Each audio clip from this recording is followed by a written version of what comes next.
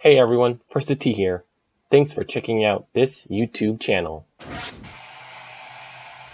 We'll get started. We'd like to welcome Talor Gooch into our virtual interview room, the winner of the 2021 RSM Classic, his first PGA Tour victory, and he moves to the top of the FedEx Cup standings. Talor, congratulations on stepping into the winner's circle. If we could get some comments.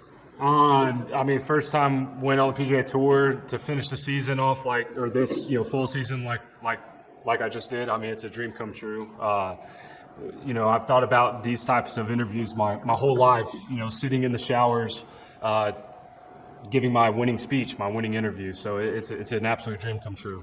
And as I mentioned, you moved to the top of the FedEx Cup standings.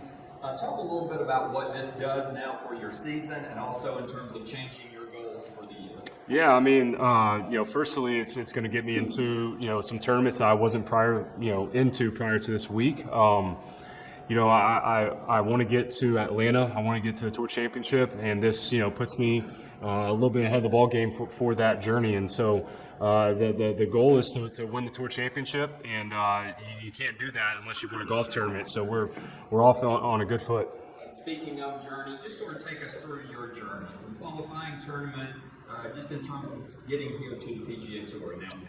Yeah, I turned pro in 2014, and I didn't get through Q school until 2016, and so I had a couple of years, let's just say lean years, where there was a lot of doubt that would creep in, and so I had to learn how to believe in myself in some tough times, and I was able to get through Q school and get to the web.com, which is now the Korn Ferry Tour, in 2017, and then got my card after 1 year, and just started my 5th season on tour. So it's been a journey for sure, and I wouldn't have it any other way though. Okay, thank you for that. We'll open it up to questions, and we will start with Gary Smith from the Jacksonville Times Union. How you doing? Congratulations for that, Taylor. Thank you. Want to know, you're talking about you haven't been in this position before on Sundays, but your two playing partners didn't go away. They were playing pretty well. Mackenzie was still out there making birdies. And then about the time you were making a turn, Tyler was punting for a 59. Yeah. Just wondering how much leaderboard watching did you do, and how much were you aware of what was going on around you, and did that affect what you were doing out there? Yeah, I mean, you're always aware, at least I am. I always kind of keep an eye on things, but it doesn't change what you're doing. I knew from the beginning of the day, I kind of had 20 in my mind. I was like, if I can get to 20, that's gonna make the rest of the field have to do something good. And so you kind of have that number in mind, but as I proved, you almost put limitations on yourself if you start thinking about scoreboards and start thinking about scores and whatnot. So you're aware of the leaderboard, but it doesn't really affect what you're doing and until the last couple holes if things start getting tight. So you're aware of what's going on, but it doesn't really change your game plan. Thank you. Okay, let's go to Shane Ryan from Golf Digest. Hey Taylor, I just noticed that this happens to be your first full tournament in your 30s. And I know, it's just a number, but as an introspective guy, I'm wondering, last week when you turned 30, do you have any thoughts about that? And then just maybe some thoughts too on a pretty good way to start a decade. I mean, apparently when you turn 30, you just have an abundance of wisdom that comes to you. I played very wise golf this week. We had a tough week on the weekend last week, and my birthday was on Sunday. And we were hopeful, we talked about wanting to get a win in before you turn 30, but the golf gods like to make you chuck on occasion, so they wanted to wait until a week after. But it is my mom's birthday today, so it's a nice little birthday present for her. Yeah. And then, I think the other question for you, the obvious one, is just, you kind of would expect some nerves out there, and from the outside looking in, you seem extremely calm, but just curious what was going on inside your head. Oh yeah, I mean, if you don't have nerves, you got something wrong with you. So everybody handles nerves and pressure differently, and I've through time figured out a way to channel those thoughts and those feelings, those nerves, and into a good way. And I try to be as calm and cool and as collected as I can, and I know that my golf will benefit the calmer, cooler, and more collected I can stay. I wish I could be like Tiger and throwing fist bumps around everywhere, but I've learned through experience that I can't handle those highs and then come back down and hit a golf shot very well after that. So I have to kind of stay calm. And even though on the outside it may look calm, there's definitely some water churning on the inside, and it's, I mean, like I said, everybody's got nerves, and you just have to learn how to handle it. And then quickly, it just so happened on the last 2 days that anytime someone got close to you, it seemed like you responded to the birdie. And that maybe just coincidence, but I was curious if you were aware of that. Like, if you watch the scoreboard and say, okay, someone's within 2, if that had any effect, do you think? You know, like I said, you're aware of what's going on a little bit. And so, you know, a couple times in the last couple of days, like you said, you know, there's a couple times where a guy might have gone in within 1 or 2 shots of me. And, you know, I did kind of notice that we were able to respond well. And so, you know, I don't think that's planned, but you just do your best to do your best. And you know, usually when you win by a few shots on the PGA Tour, you got a lot of good stuff going your way. And this week it just happened to be, you know, in those spots where it seemed like things might be getting a little bit tight. Thanks a lot, there, congrats. Thank you. Okay, let's go to Adam Schupak with Golf Week. Congratulations, Taylor. Thanks. I'm curious, how did your winter speech go? Was it anything like how you envisioned it in the shower all those times? Well, I've given about 30 different speeches, I feel like now.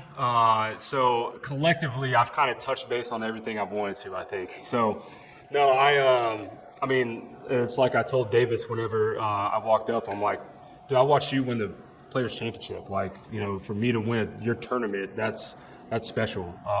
And so it might not, my speech might not have gone exactly verbatim how I had envisioned it, but I've envisioned it 1,000 different ways. So I'm just grateful to be able to give a winter speech. Okay.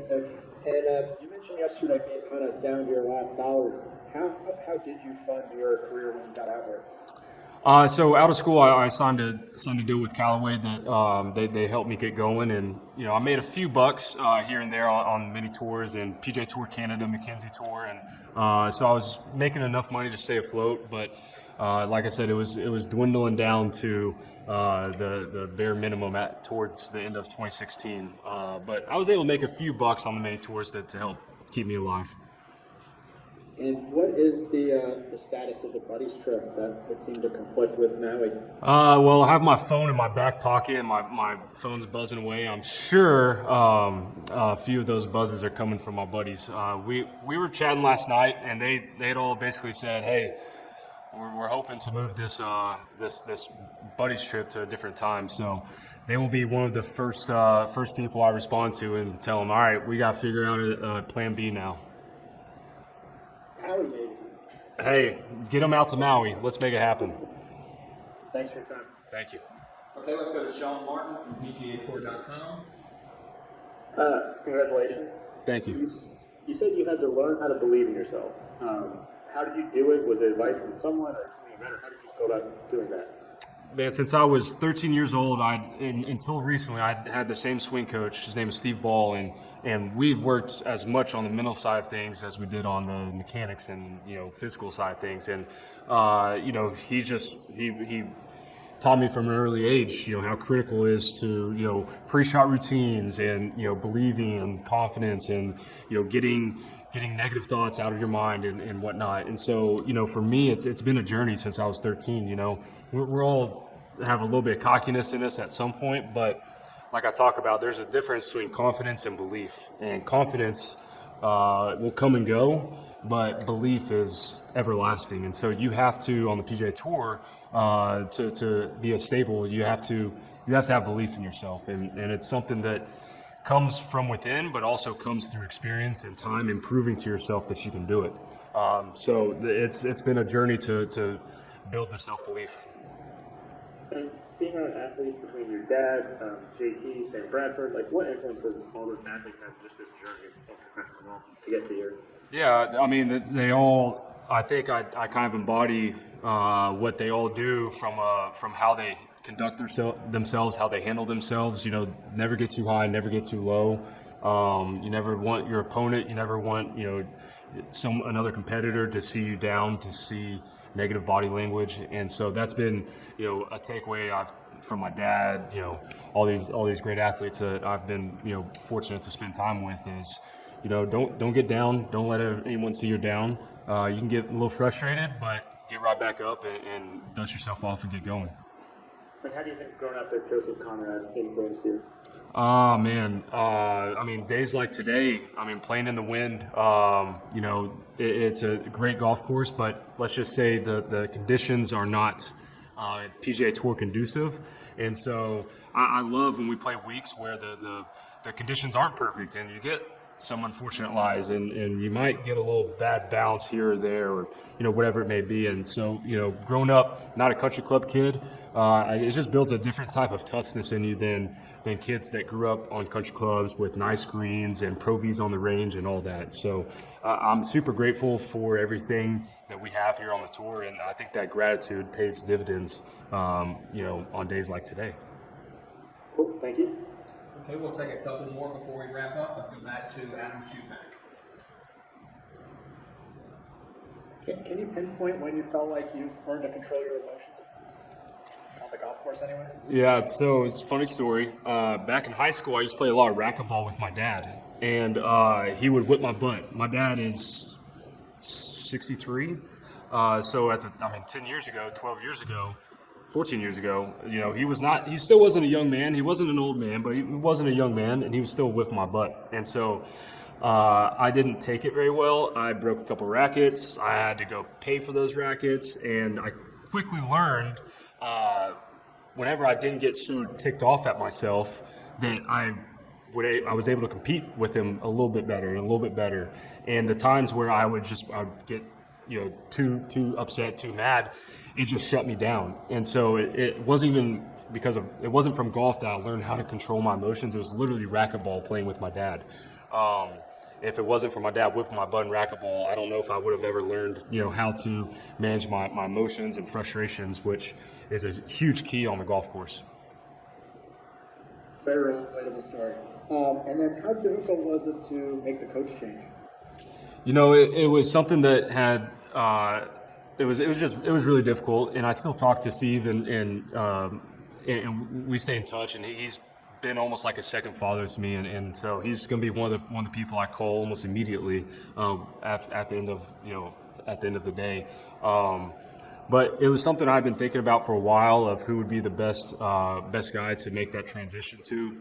I wasn't looking for an overhaul by any means, and I wasn't looking for a very mechanical, technical coach. I'm very much a feel player, and so I wanted someone who was not going to complicate the game, someone who's going to, keep it simple and kind of let me be an athlete on the golf course. And so, Boyd Summerhays, who I started working with, he fit the mold for that, and so it worked out very well, and it was a pretty seamless transition. Ever been to Augusta? I have. We played Augusta State's tournament back my freshman and sophomore year when I was at Oklahoma State, and so we played tournament Saturday, Sunday, and then go to the practice round on Monday. So I have not played the course, but I have been. So I vowed to not play the golf course until I was going to be actually playing there for the tournament. So I'm excited for that. Thanks very much. Okay, well, congratulations once again to Talor Gooch. Thank you all for joining. Thank you, guys.